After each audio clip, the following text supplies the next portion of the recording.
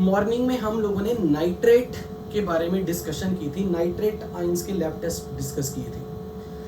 वहाँ एक छोटा सा पॉइंट है जो एक्चुअली क्लास ओवर होने के बाद किसी बच्चे ने डाउट की फॉर्म में पूछा और मुझे भी वो जेन्युइन डाउट लगा। मान लो अपने पास एक मिक्सचर है,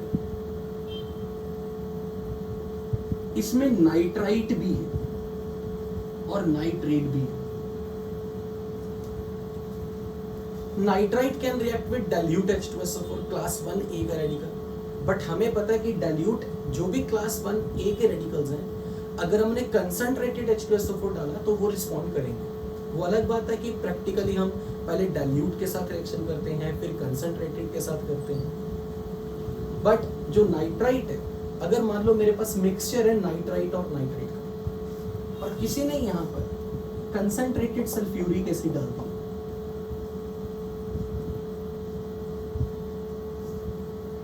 both can produce NO2 gas. हमने ये चीज सुबह देख ली थी कि नाइट्रेट और जब H2SO4 की रिएक्शन होगी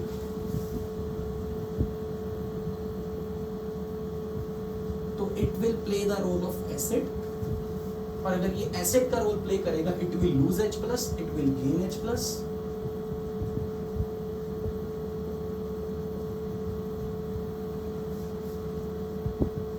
और अब ये इसका डिहाइड्रेशन करेगा और फिर क्या बनाएगा बताओ जरा, इसका डिहाइड्रेशन करवाओ।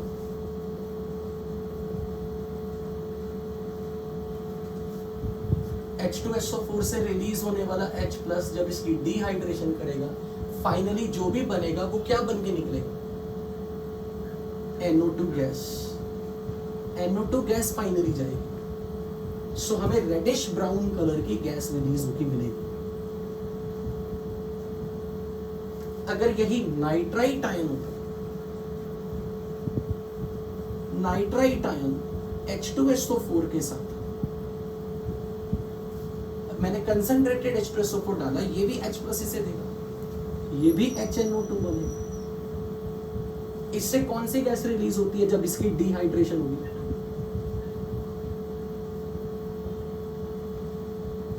जब एसिड से आने वाला H+ जब अटैक करेगा, जब इसका डिहाइड्रेशन होगा, तो यहां से भी फाइनली NO रिलीज होगा। NO एयर के कांटेक्ट में आके NO2 गैस बनाएगा।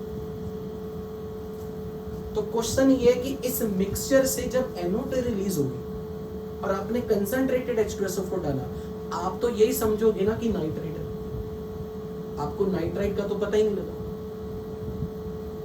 यानी कि एक मिक्सचर था जो कि इम्प्योर है, आपने H2SO4 डाल दिया कंसंट्रेटेड, और कंसंट्रेटेड H2SO4 डाल के अगर रेडिश ब्राउन गैस निकली, आप समझोगे कि ये नाइट्रेट है, जबकि नाइट्राइट भी इस काम के लिए रिस्पॉन्सिबल है। तो क्वेश्चन ये आता है कि जब भी हमें नाइट्रेट और नाइट्राइट का मिक्सचर हो और हम ये चाहते हैं कि नाइट्राइट इस रिएक्शन में हिस्सा ना ले, यानी कि नाइट्राइट इसकी रिएक्शन में किसी भी तरीके की इंटरफेरेंस न करे, what is the method, what should we do, ताकि नाइट्रेट के किसी भी रिएक्शन में इंटरवीन न करे? तो सीधा सा फंडा ये है कि नाइट्राइट को सॉल्यूशन में से बाहर निकालो। क्या आपने कोई भी केमिस्ट्री नाइट्राइट की ऐसी पढ़ी थी कि मैं उसको क्या प्रोवाइड करूं और वो गैस बन के निकल जाए? अगर मैं नाइट्राइट में कुछ कर दूं और ये गैस बन के निकल जाए और पीछे नाइट्रेट रह जाए, पर एक ऐसी गैस बन के निकले, एक ऐसी गैस बन के निकले जो कलरलेस हो, ताकि हमें रेडिश ब्राउन की फील ही ना आए, ताकि हमें गलती भी ना लगे कि हमने नाइट्राइट को गलती से नाइट्रेट मान लिया। यहां से कोई गैस बन सकती, कोई कलरलेस, इससे नाइट्रोजन। क्या हमने कोई केमिस्ट्री पढ़ी थी जिसमें नाइट्राइट को N2 बनाया जा सके? Very good, very good. एक ने मुझे ये सजेशन दी, सर अमोनियम क्लोराइड डाल दो, क्योंकि उस बच्चे को शायद ये याद आ गया कि अमोनियम क्लोराइड में अगर नाइट्राइट डाला, हीट किया, तो अमोनियम नाइट्राइट बनेगा और इससे N2 गैस रिलीज होगी और साथ में वाटर बन जाएगा।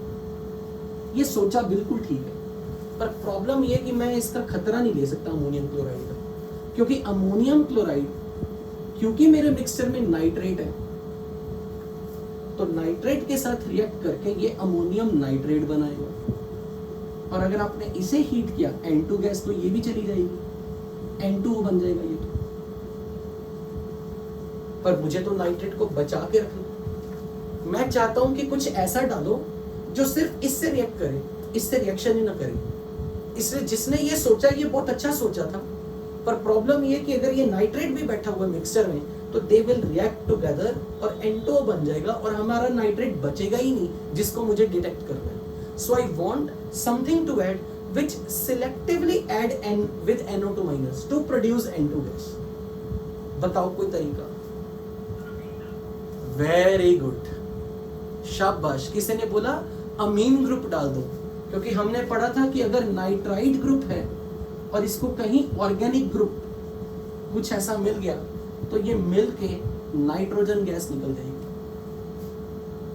और ये एमीन ग्रुप नाइट्रेट से रिएक्ट भी नहीं करेगा, हमारा नाइट्रेट बचा रह जाएगा।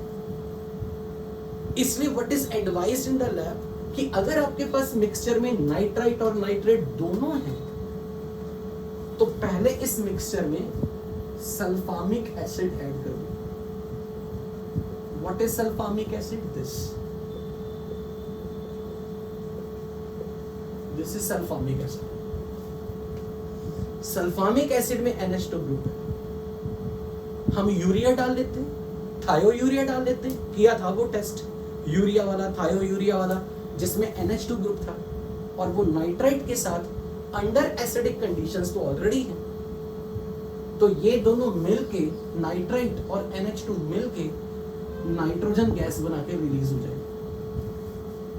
और जब ये N2 निकल गया सारा, अब सोल्यूशन में प्योर नाइट्रेट बचा है, आप उस पे लैब टेस्ट करके उसे डिटेक्ट कर लो। बोलो ये मेथड या स्कीम समझ में आई या नहीं?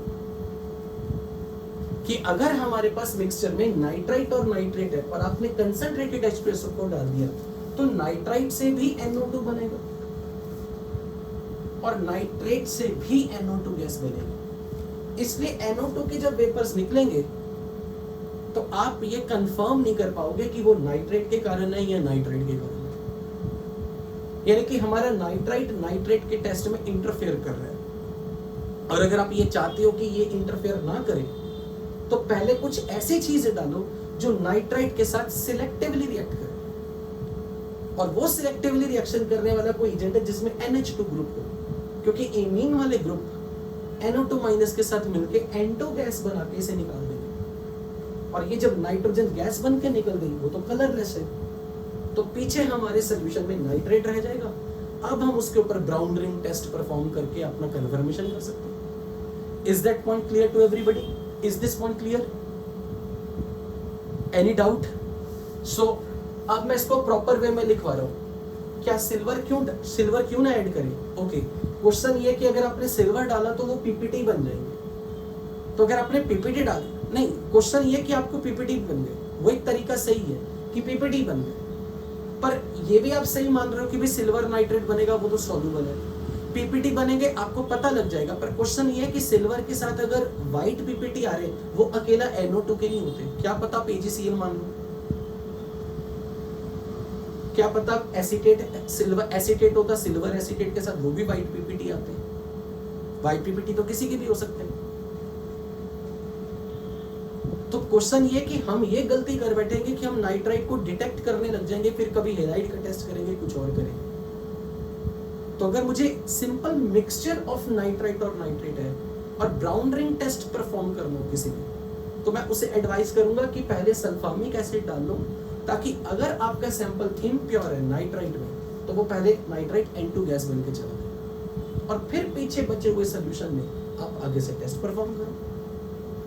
बट हाँ, अगर मान लो कोई ये कहता है कि सर अगर हमने सिल्वर का सॉल्ट, कोई सॉल्युबल सॉल्ट डाला, इसके पीपीटी बनेंगे, पीपीटी को फिल्टर कर लेंगे, फिल्टर करके पीछे नाइट्रेट बचेगा, उस पर टेस्ट परफॉर्म करेंगे, that is also very good idea. पर हम लैब में हमेशा वो रिएक्शन करवाना चाहते हैं जो हमें पता है कि बनने वाला प्रोडक्ट गैस बन के निकल जाए, क्योंकि जब फिल्ट्रेशन करते हो आप, तो थोड़ा बहुत रेसिड्यू तो मिक्सचर में बचा रह भी सकता है। तो फिल्ट्रेशन से तो अच्छा यही है, अगर आप किसी चीज को गैस बन के निकाल दो, अब कोई चांस ही नहीं है कि वो सोल्यूशन में रह जाए। That is just an added safety precaution, यानी कि आपने प्रिकॉशसली आपने एक आयन को मिक्सचर में से निकाल दिया।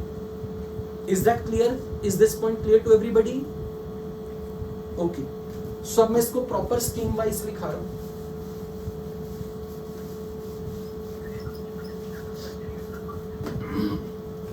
So if we have nitrite and nitrate both in the mixture and direct we are performing brown ring test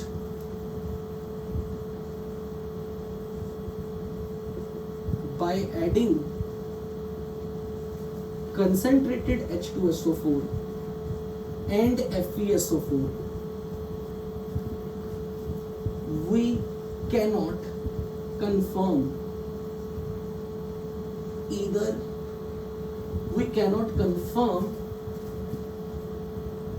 one particular ion, because both of these ions give positive brown ring test.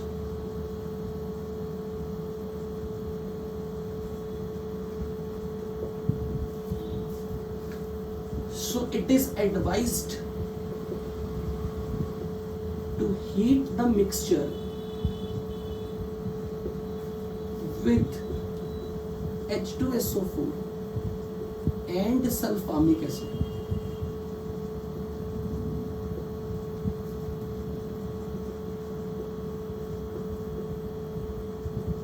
And sulphamic acid, मैंने इसको condense formula लिख दिया O3 SO3H SO3H to remove nitrite as N2 gas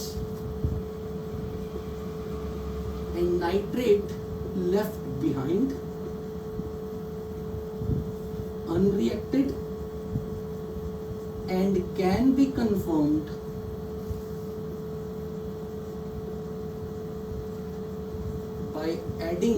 by performing positive brown ring test.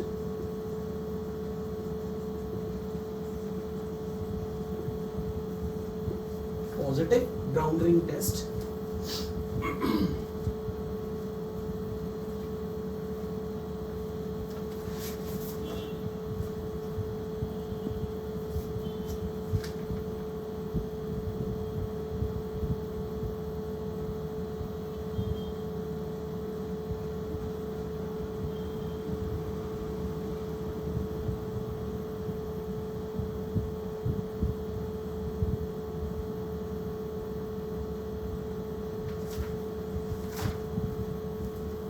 अच्छा, आप बता सकते हो mercury की कौन सी स्टेबल स्टेट है? मरकरी रूम टेम्परेचर पे किस फॉर्म में रहना चाहती है? Zero. Very good. Mercury is more stable in this form, zero. इसलिए अगर ये मरकरी का सॉल्ट हो ना यहाँ पे, लाइक Hg2Cl2, मरकरी +1 स्टेट में, तो मरकरी जब भी, मर्क्यूरस क्लोराइड जब भी हीट करोगे ये डिस्प्रोपोर्शनेट कर जाता है, ये मरकरी बनेगा। अब एक बात बताओ, मरकरी के दो एटम है, एक +1, दोनों +1। अगर इसको जीरो फॉर्म में जाना है, जीरो फॉर्म, क्लोरीन तो हेल्प नहीं करेगी क्योंकि chlorine is not good reducing agent like iodine. तो मुझे ये बताओ, जब इसे जीरो स्टेट में जाना है तो इसको एक इलेक्ट्रॉन गेन करना है, किससे करें? क्लोरीन तो नहीं दे रहा क्योंकि chlorine is not a good reducing agent. तो अगर इसे एक इलेक्ट्रॉन गेन करना है तो ये कहां से करें? इसी से ले। तो अगर ये इलेक्ट्रॉन लूज करेगा और ये इलेक्ट्रॉन गेन करेगा, बताओ मरकरी किस किस फॉर्म में आपको दिखेगी? 0 and +2। This is spontaneous reaction. Mercurous salt decompose to form mercury and mercury chloride. वैसे भी मर्करी सोल्यूशन फॉर्म में +2 फॉर्म में ज्यादा स्टेबल है। जितने भी मेटल आयन ग्रुप नंबर 12 के हैं, zinc, cadmium, mercury, do you know zinc की कौन सी पॉसिबल ऑक्सीडेशन स्टेट है? Zinc only zinc is only found to be present in +2 form. In the same way cadmium and mercury. इसलिए अगर mercuric compounds, mercurous compounds है, वो easily decompose करेंगे। खासकर ऐसी मेटल जो नेटिव स्टेट में रहना चाहती है। Mercury is one of them जो नेटिव स्टेट में रहना चाहती है। इसी तरीके से अगर कोई आपसे ये कह दे गोल्ड है, गोल्ड का कोई कंपाउंड है, बता सकते हो गोल्ड किस फॉर्म में रहना चाहता है? Gold is inert metal, gold form में रहना चाहता है। तो यहाँ पर क्लोरीन को इलेक्ट्रॉन देना पड़ता है ना चाहते हुए, क्योंकि गोल्ड का reduction potential is very high. तो ये अगर हीट करोगे तो गोल्ड +1 स्टेट में आके क्लोरीन गैस बन के निकलती है, क्योंकि गोल्ड की +1 state is more stable then +3 state. इसलिए ये ऐसे टाइप के जनरल नॉलेज वाले क्वेश्चन आपको पता होने चाहिए, क्योंकि कोई नहीं पता होता। हम सोच रहे होते चैप्टर में से क्वेश्चन आएगा और जनरल नॉलेज वाले क्वेश्चन आ जाते हैं। जिन मेटल्स की टेंडेंसी नेटिव स्टेट में आने की, अगर उनके कंपाउंड इंटरमीडिएट स्टेट में होंगे, वो डिस्प्रोपोर्शनेट करते हैं। गोल्ड की 2 स्टेट्स फेवरेबल है, +1 +3।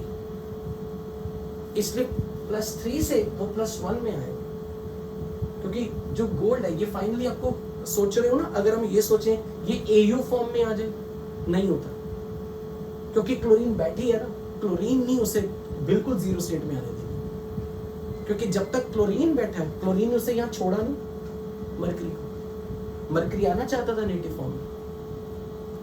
तो यहाँ पर जब गोल्ड +3 स्टेट में है, तो ये गोल्ड +1 स्टेट में आ जाएगा, क्योंकि गोल्ड को तो लोअर स्टेट में आना पसंद है, पर क्लोरीन को इलेक्ट्रॉन देने पड़ेंगे, जो कि यूजुअली नहीं पॉसिबल। तो ये रिएक्शन आपको पता होनी चाहिए गोल्ड की, कि अगर मुझे गोल्ड को +3 से +1 स्टेट में लाना है, तो क्लोराइड उसे रिड्यूस कर सकता है। This is just additional knowledge, पर काम की नॉलेज है, इस पे क्वेश्चन बन सकता है। हाँ जी, नहीं कर पाता, क्योंकि गोल्ड की +1 स्टेट इज वेरी स्टेबल, क्योंकि गोल्ड +1 में D10 कन्फिग्रेशन लेके बैठा है। गोल्ड की कन्फिग्रेशन देखो एक्सेप्शनल है, कॉपर वाली फैमिली में copper plus silver plus gold plus D10 configuration है, वो स्टेबल है। मर्करी +2 में D10 कन्फिग्रेशन है, स्टेबल है। ठीक है, is that clear?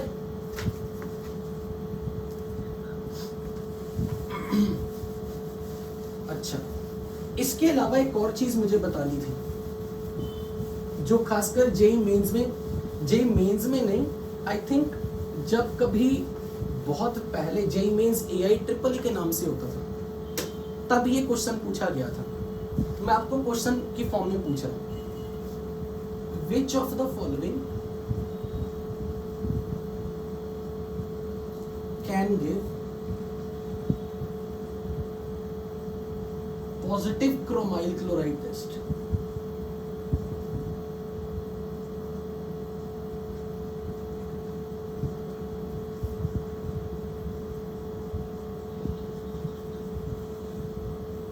Hg2Cl2, SnCl4, PbCl4, HCl. None of these. Which of the following can give positive chromyl chloride test?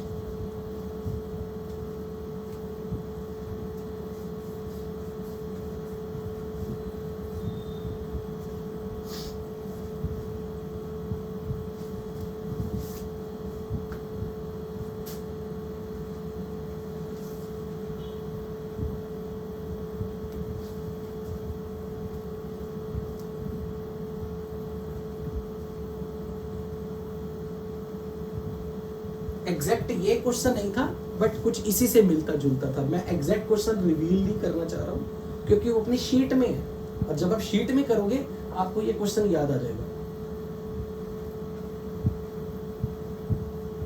कल वाला लेक्चर दोबारा देखो।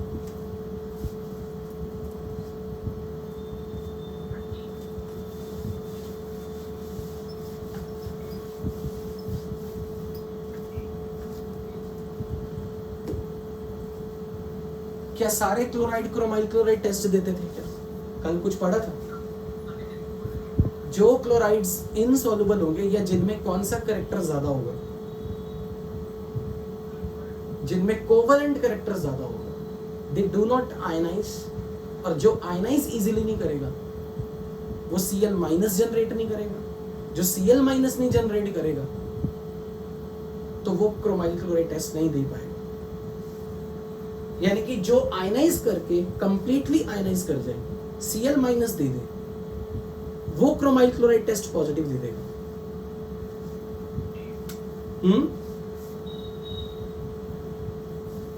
क्या A B C D क्या? What do you think? Answer is none of these. देखो, अगर आपको A B C में डाउट है ना तो जरूर पूछो। मरकरी का क्लोराइड इनसॉल्युबल, मरकरी का क्लोराइड इनसॉल्युबल, टिन और लेड +4 स्टेट में है, और कोई भी केटायन जिसपे चार्ज 3 या 3 से ज्यादा आ गया उसमें सफिशिएंट कोवेलेंट कैरेक्टर है। और जिसमें कोवेलेंट कैरेक्टर आ गया, they will not ionise easily, they will not dissociate completely, they do not give sufficient concentration of Cl minus which is required for chromyl chloride test. This is covalent, this is covalent. इसलिए अगर आपको A, B और C में doubt आया मतलब आपको definitely आपने बहुत बड़ी चीज गलत कर दी, क्योंकि जिन क्लोराइड्स में केटायन के ऊपर 3 या 3 से ज्यादा चार्ज है, they are highly covalent, they will not give you positive chromyl chloride test. इसलिए ABC में तो डाउट होना ही नहीं चाहिए था, ये तो श्योर है कि नहीं देंगे। HCl के बारे में आप क्या सोचते हो? Is it a strong electrolyte या weak electrolyte? HCl dissociate completely और पार्शियली? कंप्लीटली। इसलिए इससे क्लोराइड की कंसेंट्रेशन सफिशिएंट मिल पाएगी अगर ये कंप्लीटली डिसोसिएट करता है। So it should give positive chromyl chloride test, and surprisingly HCl chromyl chloride test नहीं देता, चाहे ये dilute हो चाहे ये concentrated हो। यही क्वेश्चन है कि why HCl में Cl माइनस प्रेजेंट है और HCl आयनाइज होता है कंप्लीटली। क्योंकि जब भी हम HCl को यूज करेंगे एक्वस सॉल्यूशन में यूज करेंगे, क्योंकि जब भी आपने क्रोमाइल क्लोराइड टेस्ट परफॉर्म करना वो एक्वस सॉल्यूशन में केमिस्ट्री है। तो प्रॉब्लम ये होती है कि अगर बीच में जहां भी क्रोमाइल क्लोराइड के रेड वेपर बन रहे होंगे, रेड वेपर इसी के बन रहे थे, HCl के केस में ये बनेगा जरूर, बट रेड वेपर की फॉर्म में बाहर नहीं आ पाता मिक्सचर में से। क्यों? क्योंकि जब आप इसे डाइल्यूट लेते हो, वाटर इसका हाइड्रोलाइसिस कर देगा, वाटर इसे हाइड्रोलाइज कर देगा।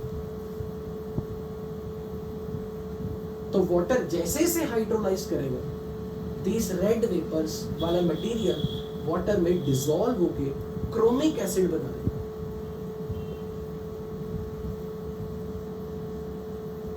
क्रोमिक एसिड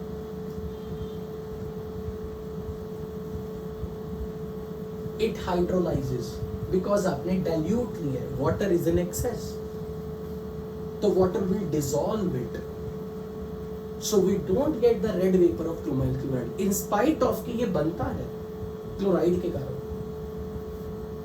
इसलिए ये पॉइंट मुझे कॉपी में लिखवाना था कि dilute HCl negative chromyl chloride test देगा,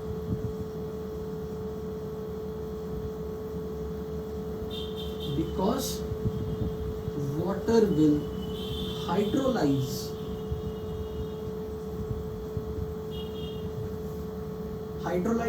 CrO2 Cl2 to घूमी कैसे। और क्योंकि आपने जब ये टेस्ट किया था आपने मीडियम एसिडिक रखा हुआ है, आपने कंसंट्रेटेड सल्फ्यूरिक एसिड रखा हुआ है, तो ये कौन सा एजेंट है? Dehydrating agent. तो इसमें से वाटर निकाल दो एक बार, H और OH, वाटर निकाल दो, देखो क्या बनेगा, चेक कर, CrO3 बन जाए, which on dehydration forms CrO3। तो आपको कुछ नहीं दिखेगा, आपको कोई रेडिश ब्राउन वेपर्स नहीं दिखेंगे। इसलिए ये बहुत ही अच्छा क्वेश्चन बनता है जेई मेंस और एडवांस के लिए, बहुत ही अच्छा क्वेश्चन कि क्लोराइड होते हुए भी, क्रोमाइल क्लोराइड बनते हुए भी वो रेड वेपर्स की फॉर्म में निकल नहीं पाता मिक्सचर में से, क्योंकि उसका हाइड्रोलिसिस हो जाता है। पर अगर कोई पूछे कंसंट्रेटेड HCl यूज कर लें, तो प्रॉब्लम ये है, कंसंट्रेटेड HCl के बारे में मैंने कभी क्लास में ये कहा था, जितना ये अच्छा एसिड है उतना ही ये अच्छा डैश है, रिड्यूसिंग एजेंट, रिड्यूसिंग एजेंट। इसलिए जब आप इसके साथ ये रिएक्शन करोगे तो रिडॉक्स रिएक्शन हो जाएगी, यानी कि क्लोरीन Cl2 बन के निकल जाएगा। अब क्लोरीन का वो जो प्रॉब्लम है कि ये रिएक्शन को रिवर्स कर देगा, होता है वही, क्योंकि क्लोरीन मेजर प्रोडक्ट बन के निकलती है, क्योंकि ये बहुत अच्छा रिड्यूसिंग एजेंट है, लाइक HBr, HI। इसके साथ क्रोमियम +6 खुद को रिड्यूस करके +3 फॉर्म में ले आए, लेकिन क्रोमाइल क्लोराइड नहीं बनता। अगर कोई आपसे ये पूछता है कि कंसंट्रेटेड HCl क्या क्रोमाइल क्लोराइड टेस्ट देगा, नहीं देगा, वो रिडॉक्स प्रेफर करता है if it is concentrated, and if it is dilute तो भी प्रॉब्लम है। इसलिए आप बच्चों को ये हमेशा परेशान किया जा सकता है 4 ऑप्शन देके, कौन सा क्लोराइड क्रोमाइल क्लोराइड टेस्ट नहीं देगा। आप सोचोगे HCl तो स्ट्रॉन्ग एसिड है, ये तो डिसोसिएट करेगा, क्लोराइड बनाएगा। और ये क्वेश्चन आपको शीट में भी कभी मिलेगा, कहीं ना कहीं तो होगा, I am very much sure. और जब होगा आपको तुरंत पता लगेगा यार इसका आंसर ये है कि concentrated HCl is a potential reducing agent, this is just like exceptional case. अगर यहाँ पे कोई और क्लोराइड होता ना, मैं हर बार बोलता कि Cl2 नहीं बनानी, Cl2 रिएक्शन रिवर्स कर देगा। पर HCl के केस में रिएक्शन की फॉरवर्ड जाने की टेंडेंसी सफिशिएंट हाई है, because it's a very good reducing agent, provided concentrated condition में हो, dilute condition में नहीं होना चाहिए। तो अब ये redox reaction करेगा। ओके, यहाँ तक जाके हमने सारी छोटे छोटे पॉइंट्स जो मुझे कवर करवाने थे एग्जाम पॉइंट ऑफ व्यू से, जितनी भी चीजें थी वो सारी कवर हो गई। So now I am heading toward the next test का डिटेक्शन, नेक्स्ट आयन का डिटेक्शन, ऑक्सलेट आयन।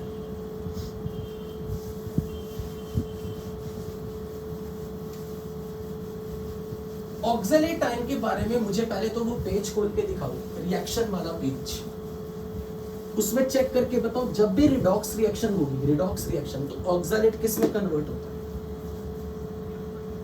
ऑक्सलेट किस में कन्वर्ट होता है? CO2 में। कार्बन का ऑक्सीडेशन नंबर +3 से +4 हो रहा है। इसका मतलब इसकी खुद की क्या होगी? अगर रिडॉक्स रिएक्शन हुई तो इसकी ऑक्सीडेशन, तो ये कौन सा एजेंट है? Reducing agent. तो ये रिएक्शन तब होगी अगर ऑक्सलेट के सामने कोई ऑक्सीडाइजिंग एजेंट आ गया।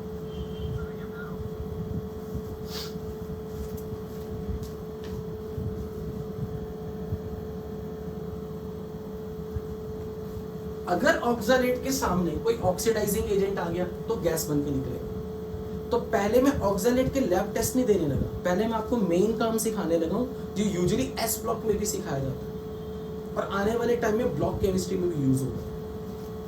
Heating effect of oxalates.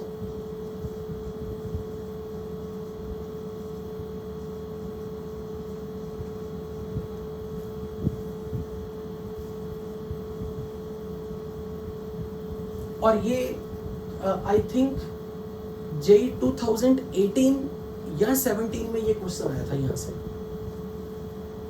Usually अगर मेरे पास ऑक्सालिक एसिड है ना, सिंपल ऑक्सालिक एसिड, अगर मैंने इसे हीट किया बियॉन्ड सर्टेन टेम्परेचर, तो यहां से कार्बन डाइऑक्साइड गैस भी निकलेगी, वाटर भी निकलेगा और कार्बन मोनोऑक्साइड गैस भी निकलेगी। और कार्बन मोनोऑक्साइड की निशानी है कि ये फ्लेम के कांटेक्ट में आने पे ब्लू कलर की फ्लेम देती है। जब ये जलेगी, it burns with blue flame. इसलिए ऑक्सालेट्स दो तरह की गैस रिलीज करते हैं। फिर वापस CO2 के lab test, lime water, milky, जो हमने कार्बोनेट के टाइम पे पढ़े थे, वही वाले। तो आपको पता होना चाहिए कि ऑक्सालिक एसिड का डीकंपोजिशन कैसे होगा। जिन कंपाउंड में ऑक्सालेट आयन होगा, ऑक्सालेट आयन, वो सारे कंपाउंड्स दो गैसेस रिलीज करेंगे। मान लो मैंने यहां पर कैल्शियम ऑक्सालेट लिया। कैल्शियम एक ऐसा केटायन है जिसका ऑक्सीडेशन नंबर फिक्स है, जो अपना ऑक्सीडेशन नंबर चेंज नहीं करेगा। इसलिए कैल्शियम कभी भी रिडॉक्स रिएक्शन में हिस्सा नहीं लेगा। इन शॉर्ट कहना चाहता हूं, कोई केटायन, जरूरी नहीं यहां तो H+ है, मान लो कोई ऐसा केटायन है जो रिडॉक्स रिएक्शन में हिस्सा नहीं लेना चाहता, जिसका ऑक्सीडेशन नंबर फिक्स है, तो हर बार हीट करने पे यही बने CO2 वाटर CO। पर आपको मालूम है कि ये दोनों मिलके क्या बनाते हैं? ये मिलके H2CO3 से जब कैल्शियम रिएक्ट करेगा तो ये बना देगा कैल्शियम कार्बोनेट, ये बना देगा कैल्शियम कार्बोनेट। आगे साइड रिएक्शन वाटर वगैरह जो भी, वाटर तो वैसे भी यहाँ है नहीं, मुझे लिखना ही नहीं चाहिए था, मुझे ऐसे लिखना चाहिए था, कार्बन मोनोऑक्साइड निकला, CO2 निकली, तो कैल्शियम ऑक्साइड बचा ना। और अगर कैल्शियम ऑक्साइड की नेचर देखो तो वो बेसिक है और CO2 एसिडिक है, तो CO2 acidic, calcium oxide basic, मिलके बना देंगे CaCO3। पर जो साथ में गैस निकलेगी वो होगी जो फ्लेम में ब्लू कलर देगी। इन जनरल जब भी ऑक्सालेट के साथ कोई ऐसा मेटल आयन दिख गया जिसका ऑक्सीडेशन नंबर फिक्स है, जो रिडॉक्स नहीं करना चाहता, आपको उसी मेटल आयन का कार्बोनेट बनाना है। कार्बन मोनोऑक्साइड गैस निकाल दो और इसे CaCO3 बना दो। लेकिन जो सवाल पूछा जाता है वो क्या पूछा जाता है कि अगर मान लो यहां पर एक ऐसा आयन रख दिया लाइक सिल्वर, जो नेटिव फॉर्म में आना चाहता है क्योंकि इसका रिडक्शन पोटेंशियल इज पॉजिटिव, तो अगर सिल्वर को अपने नेटिव स्टेट ज्यादा पसंद है, तो अगर ये नेटिव फॉर्म में आना चाहता है, तो अब ये बताओ इसकी क्या होगी? +1 से ये 0 फॉर्म में आ रहा है, रिडक्शन, तो अब इसकी क्या होगी? ऑक्सालेट की। और ऑक्सालेट ऑक्सीडाइज होने पे क्या बनाएगा? CO2। अब कार्बन मोनोऑक्साइड नहीं बनेगी। ये पूछा जाता है आपसे कि ऑक्सालेट कब इस कार्बन मोनोऑक्साइड बना सकते हैं और कब कार्बन मोनोऑक्साइड नहीं बना सकते। तो जब भी कोई ऐसा मेटल आयन होगा जिसका रिडक्शन पोटेंशियल पॉजिटिव है, जो अपने आप को रिड्यूस करना चाहता है, तो फिर इसकी रिडक्शन होगी तो ऑक्सालेट की ऑक्सीडेशन होगी। और जब ऑक्सालेट की ऑक्सीडेशन होगी तो फिर कार्बन डाइऑक्साइड ही बनेगी, तब कार्बन मोनोऑक्साइड नहीं बनेगी। और ये बेसिक नॉलेज है, ये सबको पता होनी चाहिए। Is this point clear to everybody? Oxalate की हीटिंग, बोलो भाई। और अगर क्योंकि हीटिंग हो रही है तो यूजुअली हीट करने पर कार्बोनेट डिसोसिएट करके ऑक्साइड और CO2 ही बनाते हैं। तो आप अगर यहाँ CaCO3 ना लिख के सिंपल ऑक्साइड एंड CO2 भी लिख दोगे ना, तो भी पूरे मार्क्स मिलेंगे, क्योंकि carbonate on heating can undergo decomposition. इसलिए अगर कभी भी आपके सामने ऐसा क्वेश्चन आ गया कि मान लो मैंने जिंक रख दिया, जिंक ऑक्सलेट, इसे हीट किया, क्या आपको मालूम है कि जिंक का वेरिएबल ऑक्सीडेशन स्टेट हो सकता है या नहीं? जिंक का वेरिएबल ऑक्सीडेशन स्टेट नहीं हो सकता, ये रिडॉक्स नहीं करेगा। अगर ये रिडॉक्स में नहीं जाना चाहेगा तो फिर ऑक्सलेट का भी रिडॉक्स रिएक्शन मतलब यहां पॉसिबल ही नहीं है। तो फिर आप बताओ प्रोडक्ट में क्या बनाओगे, कौन सी गैस बनाओगे? ओनली CO2 या कार्बन मोनोऑक्साइड या दोनों? दोनों, zinc oxide plus CO2 and carbon monoxide all. यानी कि आप कार्बन मोनोऑक्साइड भी बनाओगे, CO2 भी बनाएगी, जिंक का ऑक्साइड बना दोगे। लेकिन अगर मैं आपके सामने ये रिएक्शन ऐसे लिख के दे दूं, लेट्स से फॉर एग्जांपल, अब आप डिसाइड करना, मर्क्यूरिक ऑक्सलेट, इसे हीट किया, अब बताओ आप क्या सोचते हो? मर्क्यूरी कैसी, मर्क्यूरी का आयन कैसा है, उसको अपनी नेटिव स्टेट पसंद है या नहीं? Mercury wants to stay in the neutral. तो अब बताओ आप क्या प्रोडक्ट बनाओगे? Mercury plus 2CO2, is it a redox reaction? Yes, जिसमें mercury is undergoing what, reduction, और ऑक्सलेट की क्या हो रही है, ऑक्सीडेशन।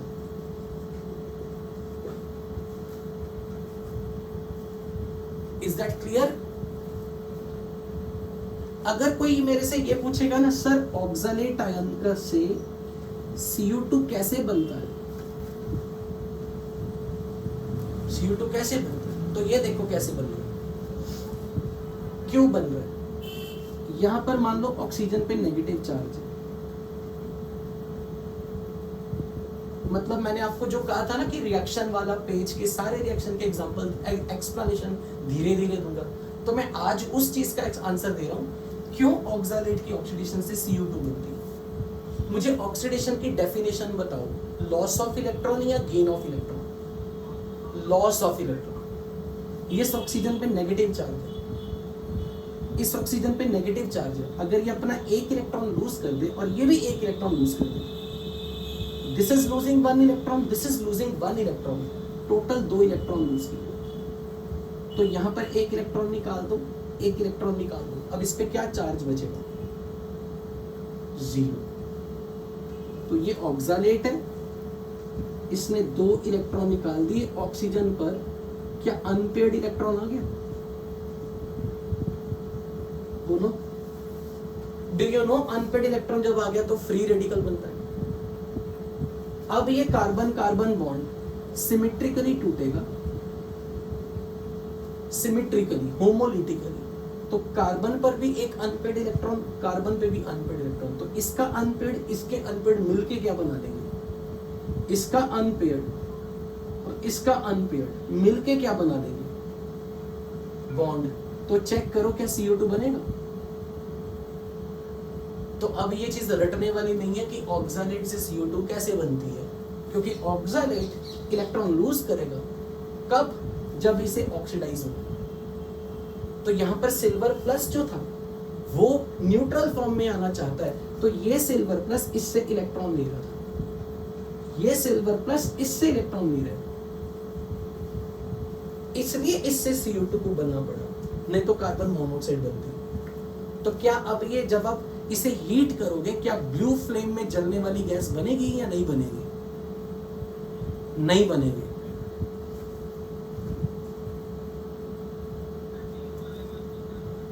जिंक का ऑक्सीडेशन नंबर तो फिक्स रहता है, तो जिनका ऑक्सीडेशन नंबर फिक्स है वहां रिडॉक्स रिएक्शन होगा नहीं, तो वहां कार्बन डाइऑक्साइड भी निकलेगा, CO2 भी निकलेगा, कार्बन मोनोऑक्साइड भी निकलेगी, तो जिंक का ऑक्साइड रह जाएगा, मेटल का ऑक्साइड बन जाएगा।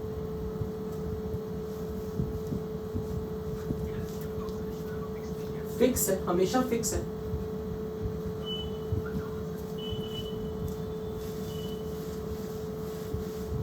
अब अगर मैं इसका लैब टेस्ट की बात करूं, कंफर्मेटरी टेस्ट,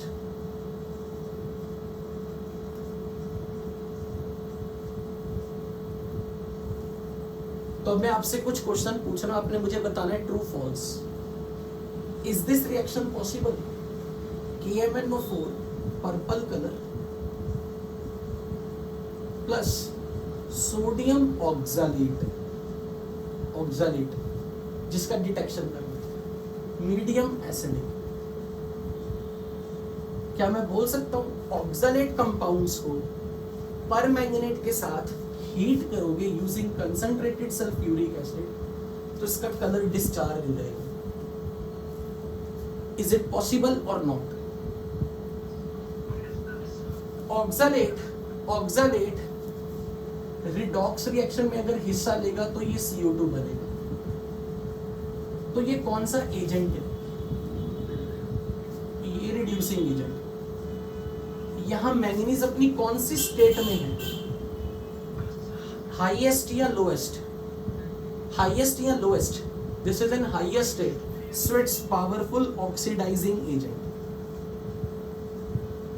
तो अगर ये ऑक्सीडाइजिंग एजेंट है तो अब इसको अपना कौन सा रोल याद आ जाएगा? रिड्यूसिंग एजेंट में.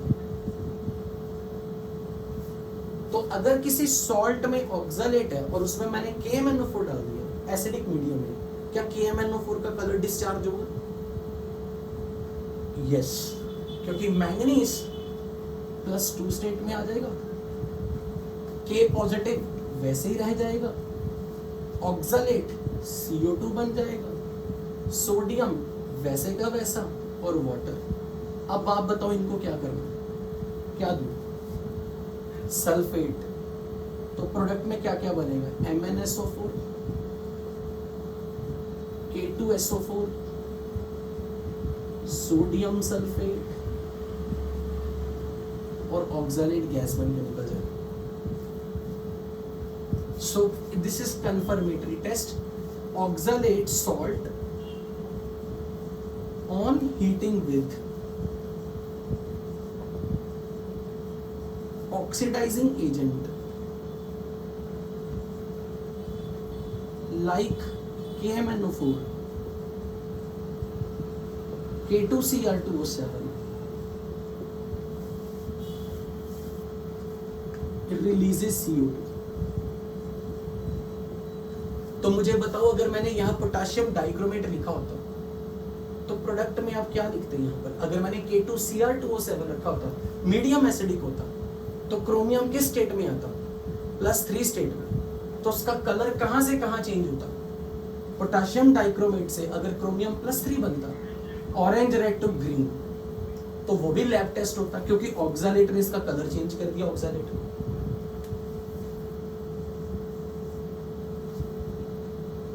ऑक्सैलेट्स of silver, calcium, barium, they are generally insoluble.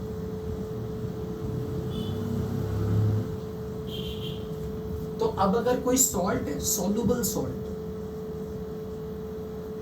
soluble oxalate, इसमें मैंने सिल्वर नाइट्रेट डाल दिया, it is soluble or insoluble? AgNO3 soluble, because all nitrates are soluble. all nitrates. Reaction बताओ क्या होगा? NaNO3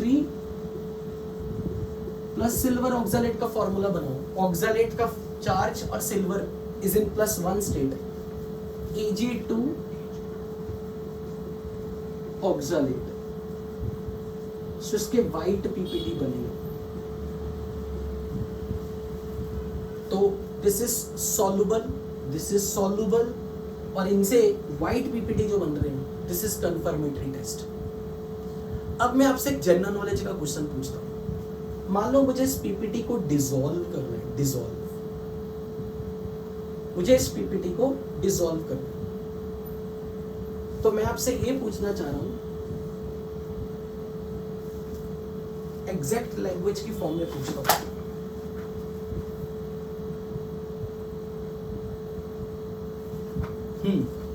अब मेरा क्वेश्चन ये है, if I add it in ammonia as a solvent, क्या ये डिसॉल्व होगा PPT या नहीं? क्या सिल्वर वाले सॉल्ट के जो पीपीटी होते हैं क्या अमोनिया में डिसॉल्व होंगे या नहीं? सोच के बताना।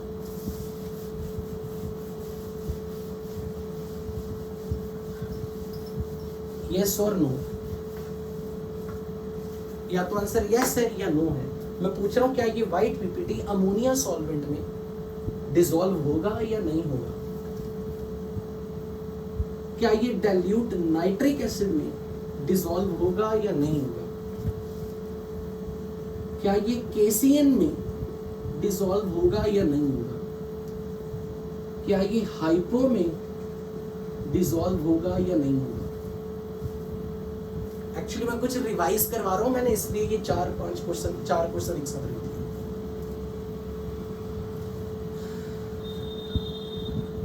हाइपो में हो जाएगा, केसीएन में हो जाएगा। क्यों हो जाएगा? अरे मैंने तो इसके बारे में लिखवाया था तब, AgCl, AgBr, Ag, ये तो इनकी बात हो रही थी, वो इनके लिए था। पर मुझे ये बताओ, चलो आपको कोई रीजन पता है कि क्यों सिल्वर के सॉल्ट केसीएन में डिसॉल्व क्यों हो सकते हैं? तो फिर मुझे ये बताओ, आप सोच क्यों रहे हो, टाइम क्यों लगा रहे हो? क्या ये अमोनिया में डिसॉल्व होगा? बिल्कुल बिल्कुल, अमोनिया सॉल्ट में सिल्वर का कॉम्प्लेक्स बनता है। तो कोई फॉर्मूला याद है कॉम्प्लेक्स का? अगर सिल्वर +1 स्टेट में है, अमोनिया लिगेंड है, तो AgNH3 ट्वाइस पॉजिटिव। तो जो पीपीटी है वो फिर से डिसॉल्व हो जाएगा क्योंकि ऑक्सैलेट फ्री हो जाएगा सिल्वर आयन से। सिल्वर तो कॉम्प्लेक्स बनाने में चला गया। तो जो पीपीटी थे, पीपीटी विल गेट डिसॉल्व और ऑक्सैलेट फ्री हो गया। और अगर मैंने आपसे क्वेश्चन ऐसा पूछा, सोच के जवाब देना। आई एम नॉट एक्सपेक्टिंग कि आप मुझे करेक्ट आंसर दोगे, बट अगर करेक्ट आंसर दे दिया मतलब वो बोलूंगा मेरी किस्मत अच्छी है कि यार ये बच्चे मेरे से पढ़ रहे हैं। मैं आपसे क्वेश्चन कुछ पूछने वाला हूँ। अगर मैंने इसमें मीडियम एसिडिक कर दिया, HNO3 डाल दिया, क्या रिएक्शन होगी? सोच के बताना। अगर मैंने इस कॉम्प्लेक्स में मीडियम एसिडिक कर दिया तो क्या होगा? सोच के बताना। मैंने हिंट दे दिया है। अगर मैंने इस कॉम्प्लेक्स में मीडियम एसिडिक कर दिया, लॉजिकली सोचना।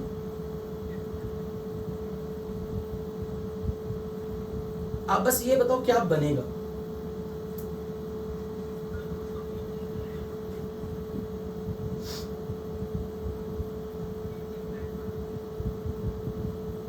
मैं तो सिंपल इतना पूछना चाह रहा हूं, what will happen to this complex?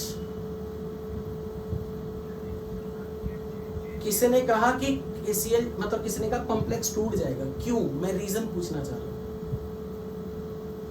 ये एसिड है, ये क्या कर सकता है? अगर ये एसिड है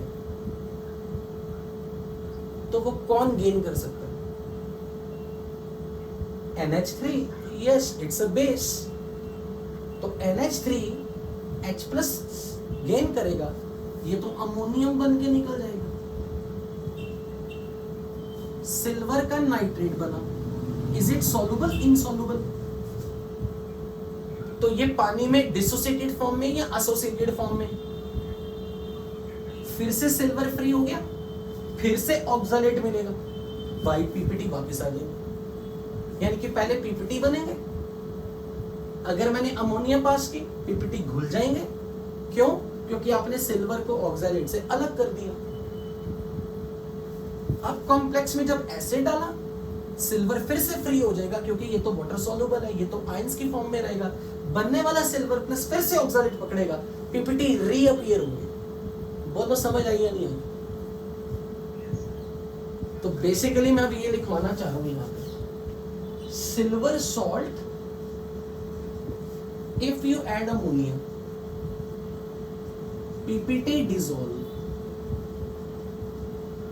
If you add acid, PPT reappears. Why? तो एग्जाम्पल के फॉर्म में अगर ये AgCl के PPT होते, सपोज AgCl के PPT होते, अमोनिया में जाते ही ये कॉम्प्लेक्स बनता,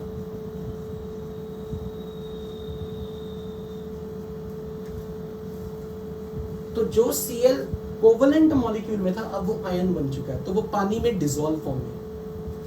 मैंने मीडियम एसिडिक डाला HNO3,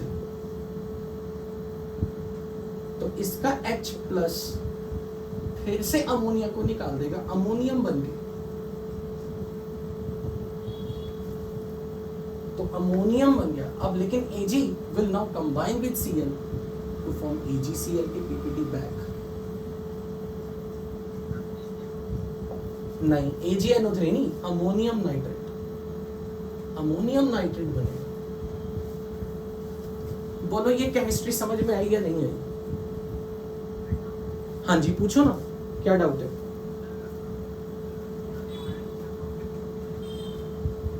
Ag का NO3 माइनस लिगेंड है कोई? क्या बात कर रहे हो आप? NO3 माइनस को लिगेंड कब से बोलने लगे, और वो भी अमोनिया के सामने। अगर आपको लिगेंड बोलना ही था तो मैं नाइट्राइट मान सकता, चलो NO2 माइनस हो सकता है। हाँ जी, किसी स्टूडेंट रहेगा? हाँ बोलो।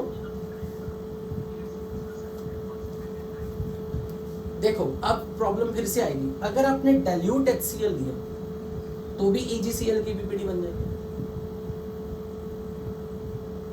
अगर आपने H2SO4 लिया तो सिल्वर सल्फेट बना लेगा, वो भी PPT है। कहने का ये मतलब है कि आपको ये अमोनिया निकालनी है, और अगर ये अमोनिया निकल गई, silver is free to combine with the ion जिसके साथ उसने PPT बनाए थे। तो PPT पहले बनेंगे, अमोनिया डालने पे PPT घुल जाएंगे। एक बार PPT घुल गए, आपने एसिड डाला तो फिर से अमोनिया चली जाएगी, सिल्वर ऑक्सलेट बन जाएगा, PPT रीअपीयर हो जाएगी। तो अब मैं यहां पर लिखूंगा AgNO3 नहीं, H प्लस तो अमोनिया के साथ चला गया, ammonium ion. Nitrate dissociated form में रहेगा ना, ये तो सॉल्युबल है, ऑल नाइट्रेट्स आर सॉल्युबल। जो सॉल्युबल है वो पानी में तो आयंस बन के रहेगा। तो फिर Ag प्लस और ऑक्सलेट मिलके क्या बनाएंगे? Silver oxalate. हम कौन सा हीट कर रहे हैं? कहां हीट कर रहे हैं? कहां हीट कर रहे हैं? तो सिल्वर ऑक्सलेट के PPT दोबारा देखेंगे।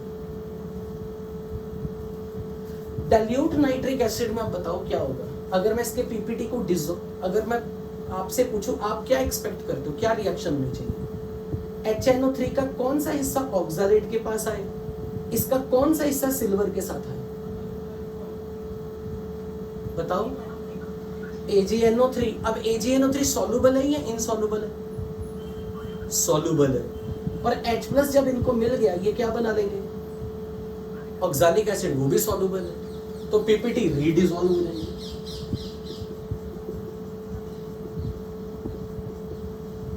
PPT dissolves. तो यहां पर अब आप खुद अपने आप कंप्लीट करोगे। कॉम्प्लेक्सेशन आपको आई होप याद होगी कि सिल्वर का कॉम्प्लेक्स थायोसल्फेट के साथ, सिल्वर का कॉम्प्लेक्स Cn माइनस के साथ। अब इसका लास्ट टेस्ट करते हैं, थर्ड। सॉल्युबल ऑक्सलेट है लाइक सोडियम ऑक्सलेट। मैंने इसमें कैल्शियम क्लोराइड डाला, या मान लो कैल्शियम का कोई सॉल्ट डाला, सॉल्युबल सॉल्ट, कैल्शियम नाइट्रेट डाल दिया। All nitrates are soluble. तो पहले ये चेक करो प्रोडक्ट में क्या बना के दोगे। Soluble oxalates when are treated with calcium salt क्या बनेगा? MaNO3, soluble insoluble. अब किसके PPT बनेंगे? कैल्शियम ऑक्सलेट, इसके वाइट PPT। सो बेसिकली हम ये कहना चाह रहे हैं सॉल्युबल ऑक्सलेट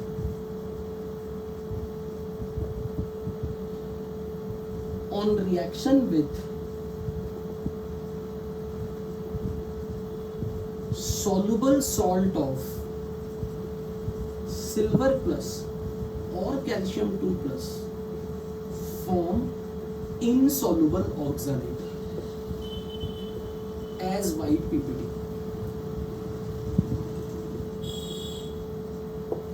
अब मुझे आपने सोच के जवाब देना। मान लो मैं इन पीपीटी को डिसॉल्व करना चाहता हूं, मैं इसके लिए क्या डाइल्यूट HCl यूज कर लूं? इसको अगर मुझे घोलना हो, चेक करके देखो अगर इनकी आपस में रिएक्शन हो तो क्या बनने वाली दोनों चीजें सॉल्युबल हैं या नहीं है। अगर मैंने डाइल्यूट HCl लेना,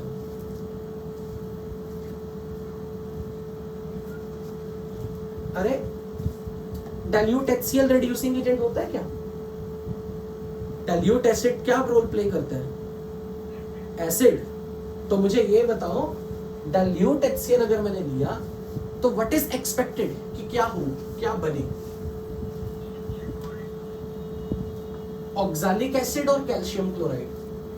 अब मुझे ये बताओ, क्या क्या दोनों सॉल्युबल है या इनसॉल्युबल है? अगर कैल्शियम ऑक्सैलेट डाइल्यूट HCl में डाला तो कैल्शियम क्लोराइड और ऑक्सैलिक एसिड बनेगा। क्या ये दोनों सॉल्युबल है या इनसॉल्युबल है? Chlorides of all chlorides are soluble except, क्यों आज सब पंजाबी बीमारी से मरे, क्या उस राइम में कैल्शियम आया? नहीं। इज इट सॉल्युबल और इनसॉल्युबल? इज इट सॉल्युबल और insoluble? So can this precipitate be dissolved in dilute HCl? Yes. So these PPT are soluble in dilute HCl. Reason आपको क्लियर है? अब सोच के बताना, अगर मैंने यहां पर लिया डाइल्यूट नाइट्रिक एसिड, क्या ये डाइल्यूट नाइट्रिक एसिड में सॉल्युबल होंगे?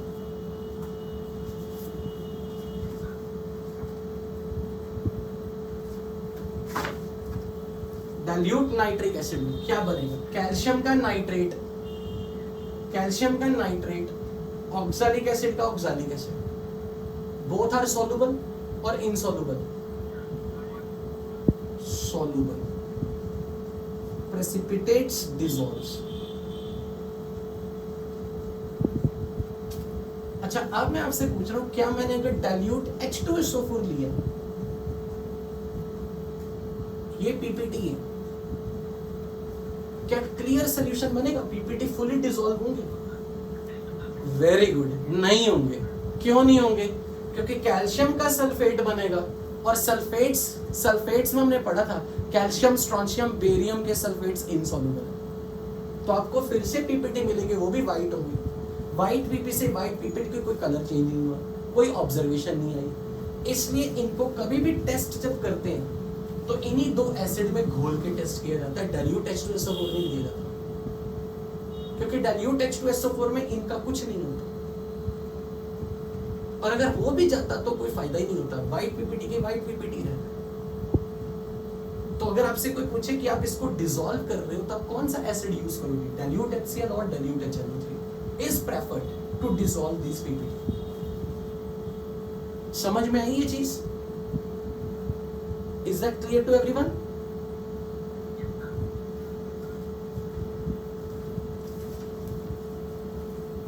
तो अब हमारा यहां पर ऑक्सैलेट कंप्लीट हो गई।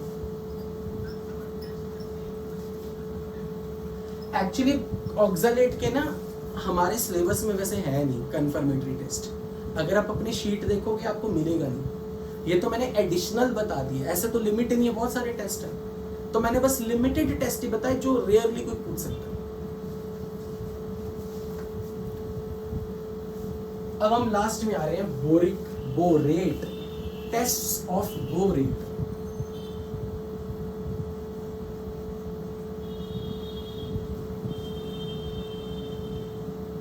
अगर मैं बोरेट को डिटेक्ट करने के लिए क्लास 1B का मानते हुए उसमें कंसंट्रेटेड सल्फ्यूरिक एसिड डाल दूं,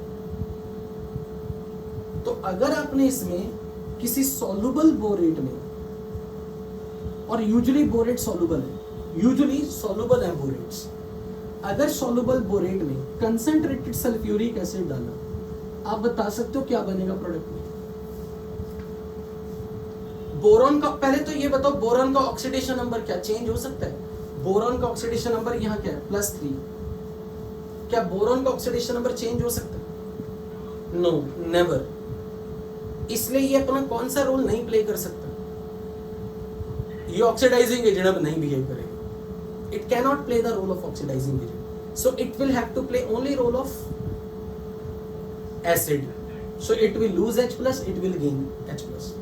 तो इसको H प्लस दो, कितने दो, -3 चार्ज है, H3BO3, H3BO3। और H3BO3 के वेपर्स अगर मैंने फ्लेम में डाले तो वो ग्रीन एज्ड फ्लेम देते हैं। कभी लिखवाया था स्टार्टिंग में बोरेट्स और क्यूप्रिक। तो कॉपर जो वो क्यूप्रिक एंड बोरेट्स दोनों को फ्लेम में डालोगे तो इनके वेपर ग्रीन एज फ्लेम देते थे। तो वो भी एक इसका प्रीलिमिनरी टेस्ट है। तो पहली बात तो आपको पता होना चाहिए कि बोरेट्स on treatment with concentrated H2SO4 generate H3BO3। पर बोरेट जो हमें मिलते हैं ना रेडीमेड सॉल्ट, बोरेट की फॉर्म में कभी मिलता नहीं। हमें अगर कभी बोरेट चाहिए हो ना, ये हमेशा सॉलिड की फॉर्म में, सॉल्ट में हमेशा बोरेक्स की फॉर्म में मिलता है, बोरेक्स। इसलिए पहले मुझे इसे एनहाइड्रस बनाना पड़ेगा, और फिर अगर मुझे इससे बोरेट लाना है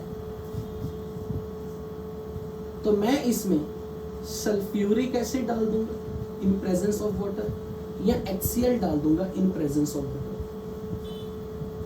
क्योंकि ये मुझे कभी रेडीमेड नहीं मिलता। अगर आप सोचो sodium borate, potassium borate, actually वो सब बोरेक्स से तैयार की जाती है। Borax is father of this borate. तो आपको पता होना चाहिए कि ये रिएक्शन कैसे लिखनी है, क्योंकि आने वाले टाइम में आपने पी ब्लॉक पढ़ना है, बोरोन कार्बन फैमिली, तो वहां ये रिएक्शन आएगी जो मैं आज आपको यहीं पे समझा रहा हूं। और मैं ये मानता हूं कि आपको इसका स्ट्रक्चर आता है टेट्राबोरेट का।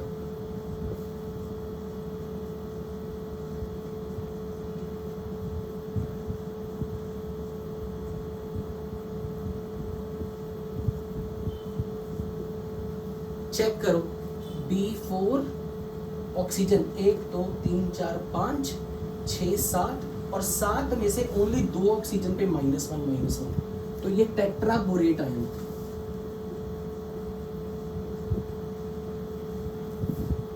अगर मैंने इसमें सल्फ्यूरिक एसिड डाला तो पहले बताओ it will play the role of what, oxidising agent या एसिड ओनली? एसिड। तो ये क्या लूज करेगा?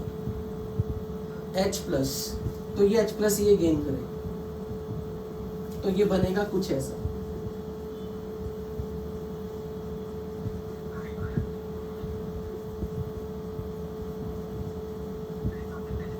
बिल्कुल बिल्कुल बिल्कुल। अरे मैं रिवाइज कराता रहता हूं। सल्फ्यूरिक एसिड का काम था इसे H प्लस देना, तो ये खुद क्या बन गया? सल्फेट। इसका सल्फेट कौन ले जाएगा? सोडियम। तो प्रोडक्ट में सोडियम सल्फेट है। अब मैं आपसे मोल कंसेप्ट का क्वेश्चन पूछ रहा हूं। मोल कंसेप्ट, इसको तोड़ना अगर है तो मुझे कितने मोल वाटर लेने, कितने मोल वाटर की रिक्वायरमेंट है? तो डायरेक्ट उसका हिंट अब आप कैसे यूज करोगे? ये सिंगल इंटीजर में बहुत अच्छा क्वेश्चन बन सकता है। मुझे बताओ, नहीं सुनो ध्यान से, नो नो, इसमें चेक करके बताओ। इस अरे सुन तो लो, इसके स्ट्रक्चर में सीधा एक काम करो, ये चेक करो, how many BOB linkages are present? How many BOB linkage? 5। So 5 mole water. सीधा याद रखना, सिंगल इंटीजर आया, 2 सेकंड में आंसर फटाक लगा दो। 5 मोल वाटर डालो, जितने BOB लिंकेज। तो अब अगर मुझे ये तोड़ना है, सारे BOB बॉन्ड्स तोड़ दो सारे।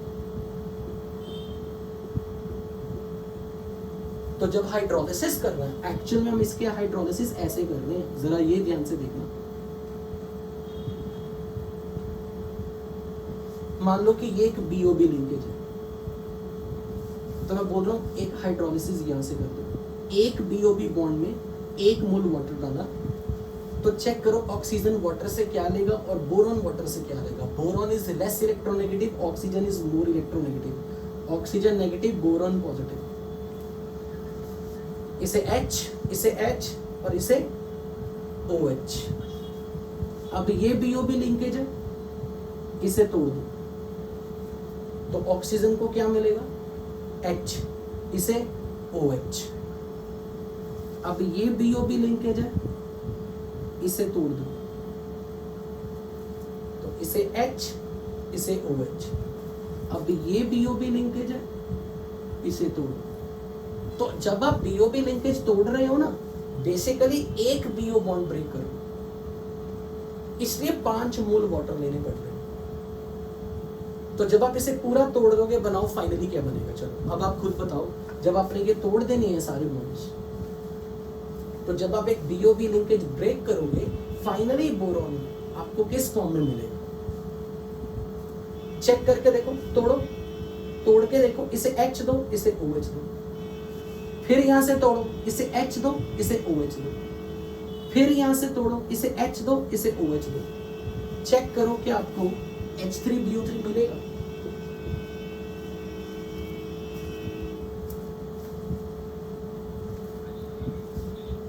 ठीक है, क्लियर, इज दैट क्लियर। इसलिए अगर कभी आपके सामने ये रिएक्शन ऐसे लिखी आ गई, अगर ये रिएक्शन आपको ऐसे लिखी मिल गई, सॉरी 4, वाई 4, क्योंकि बोरॉन तो 4 ही है ना, 1 2 3 4, मैंने 5 लिख दिए थे बाय मिस्टेक। तो अगर ये पूरी रिएक्शन आपके सामने ऐसे लिखी हो, Na2B4O7 plus H2SO4 plus 5 water, तो आप मेन प्रोडक्ट बताओ क्या लिखो। अब आप बताओ, ये रिएक्शन कंप्लीट करके बताओ क्या लिखो। 4H3BO3 Na2SO4। अच्छा, अगर मुझे इसको पहले H प्लस देने थे, तो अगर मैंने यहाँ HCl लेना होता तो कितने मोल लेना पड़ता। अगर मैंने H2SO4 की जगह HCl लेना हो, मुझे यहाँ पर H प्लस लेने 2, तो सेम रिएक्शन Na2B4O7, क्योंकि HCl will give 1 H plus, तो 2 मोल H प्लस चाहिए हमें, तो 2 मोल HCl के ले लो। पर BOB लिंकेज तो वही है, तो take 5 mole water opening to get. तो अब साथ में सोडियम का क्या सॉल्ट बनाऊं, क्लोराइड। फाइनली H3BO3 मिलेगा। अब हम H3BO3 का कंफर्मेटरी टेस्ट कहां से कर रहे हैं। कंफर्मेटरी टेस्ट करने के लिए नहीं, बिल्कुल भी, क्योंकि हम करने क्या लगे हैं, बिल्कुल कर सकते हैं। एक्चुअली क्या है, बोरिक एसिड जब H3BO3 सल्फ्यूरिक एसिड के कांटेक्ट में आता है, ये हाइड्रोजन बॉन्डिंग कर लेगा, वो इसको डिहाइड्रेट होने से रोक देती है। अच्छा, अब इसका लैब टेस्ट कैसे परफॉर्म करना, कंफर्मेटरी टेस्ट अगर इसके कोई पूछे तो हम करते क्या है, एक बार आपके पास बोरिक एसिड बन गया, देखो आपने कैसे बनाया बोरिक एसिड। आपका सॉल्ट लिया जिसमें बोरेट है, बेसिकली टेट्राबोरेट है, उसमें कंसंट्रेटेड सल्फ्यूरिक एसिड डालो, तो टेस्ट ट्यूब लेनी है। इस टेस्ट ट्यूब में सपोज आपके पास बोरेक्स है, इसमें आपने कंसंट्रेटेड सल्फ्यूरिक एसिड डाला,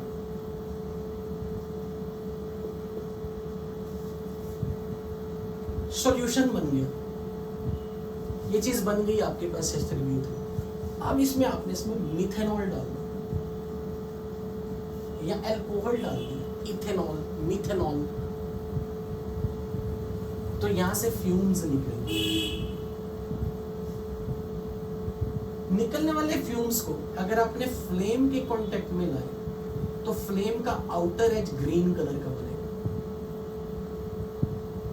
इफ इट इज फ्लेम,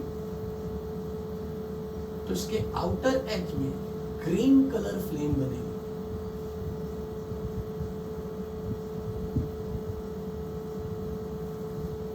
वो क्यों बनती है, वो इंपॉर्टेंट क्वेश्चन KVPY या फिर ओलंपियाड टाइप के क्वेश्चंस में आ सकता है। जैसे ही आपने मिथेनॉल डाली और ये बोरिक एसिड है,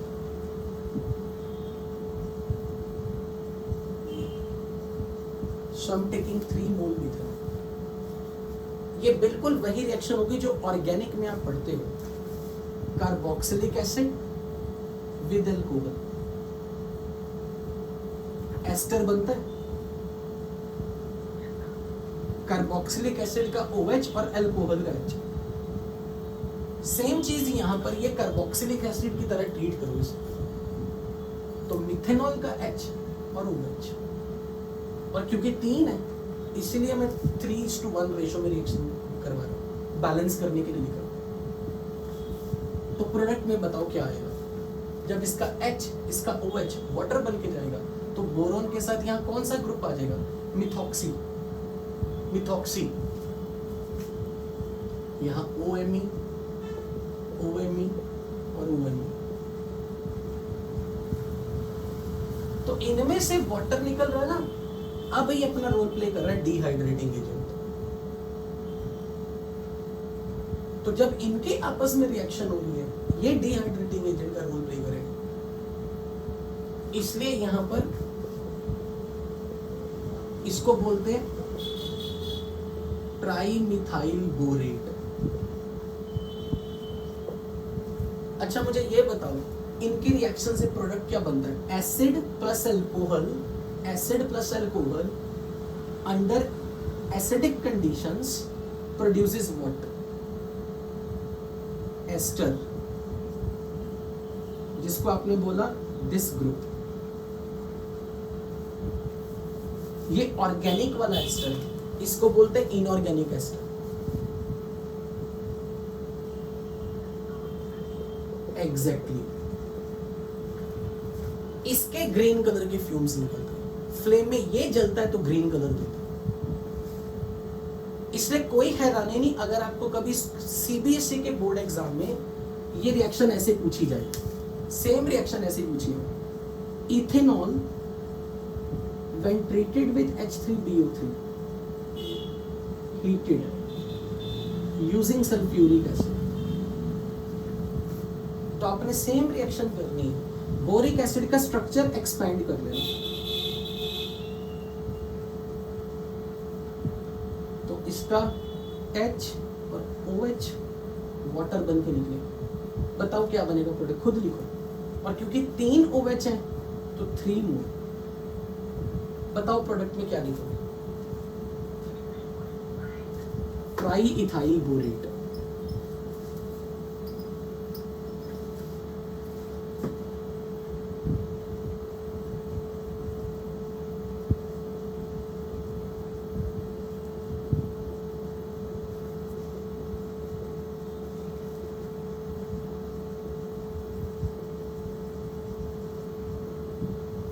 And who is responsible for confirmatory test of green color flame? किसके जलने से हो रही है, इनऑर्गेनिक एस्टर से। So trimethyl borate और triethyl borate when get introduced in a flame produce green edge flame.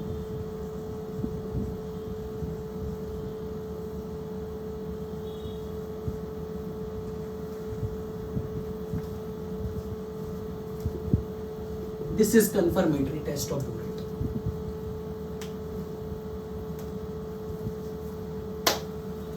So यहाँ पे जाके हमारा क्लास 1B कंप्लीट होता है। And I am very much hopeful कि कल अगर मुझे मॉर्निंग में क्लास लेनी पड़ी 2 घंटे की, जब मैं 2 घंटे की ले रहा हूँ तो उसमें आपको फिनिश कर दूंगा, फिर शायद मुझे शाम वाला सेशन ना लगाना पड़े। आई कैन नॉट प्रॉमिस, क्योंकि 2 ही रेडी कर रहे हैं, sulphate phosphate. So with this class 1B is complete. हाँ जी, एक ही टेस्ट क्योंकि ऑक्सैलेट बोरेट पर ज्यादातर कभी सवाल आया नहीं, और ये इसलिए मैंने करवाना जरूरी समझा क्योंकि आने वाले टाइम में अपने बोरॉन फैमिली पढ़नी है ग्रुप 30 में, वहां ये रिपीट होगा। और बच्चे इस रिएक्शन से न जाने क्यों डरते हैं। मैं तो चाहता हूं कि ये रिएक्शन आपके टाइम बोर्ड एग्जाम में भी आ जाए। बोरेक्स की reaction with sulphuric acid, borax की reaction with HCl, nothing is tough here. So with this I really hope कि आपको क्लास 1A और 1B के सारे जितने भी आयंस हैं उनका काफी हद तक अंदाजा लग गया होगा। So I am going to end up this class, from my side class is over. मिलते हैं फिर मॉर्निंग सेशन में सल्फेट और फॉस्फेट की केमिस्ट्री के साथ। ओके बच्चों, थैंक यू सो मच।